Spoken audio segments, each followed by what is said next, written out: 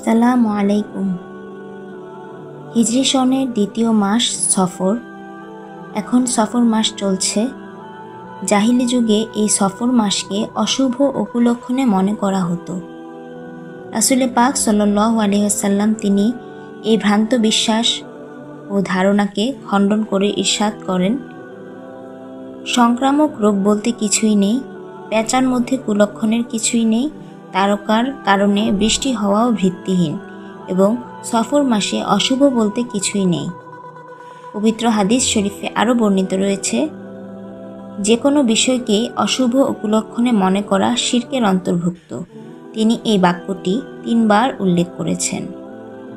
অন্য একখানা হাদিস শরীফে বর্ণিত রয়েছে, কোনো রোগী সংক্রামক নয়, পেঁচার মধ্যে কুলক্ষণের কিছুই নেই এবং সফর মাসের মধ্যেও অশুভ বলতে কিছুই নেই।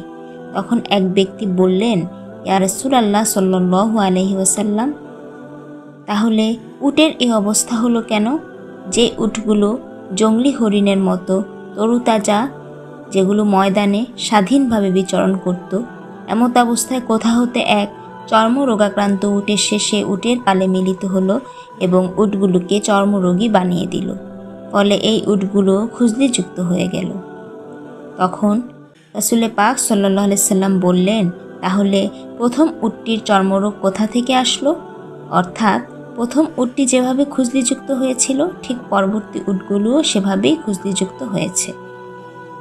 বর্তমানে দেখা যায়, চিকিৎসা শাস্ত্রের পাঠ্যসূচিতে ইসলামী আকাইদ সংক্রান্ত ইলম না থাকার কারণে কোনো চিকিৎসক কিছু কিছু রোগ যেমন চর্মরোগ, খুজলি পাচড়া, কুষ্ঠ, কলেরা, বসন্ত ইত্যাদিকে সংক্রামক ব্যাধি বা ছোঁয়াচে বলে অভিমত ব্যক্ত করে থাকে, যা ইসলামী আকিদার সাথে মতবিরোধপূর্ণ।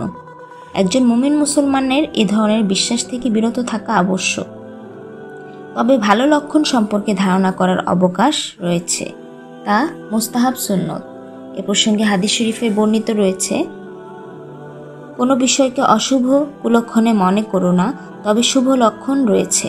হযরত সাহাবায়ে কেরাম রাদিয়াল্লাহু আনহুম ওনারা আরজ করলেন, ইয়া রাসূলুল্লাহ সাল্লাল্লাহু আলাইহি ওয়াসাল্লাম, শুভ লক্ষণ কোনটি? তখন তিনি বললেন, উত্তম কথা যা তোমাদের মধ্য হতে কেউ শুনতে পায়।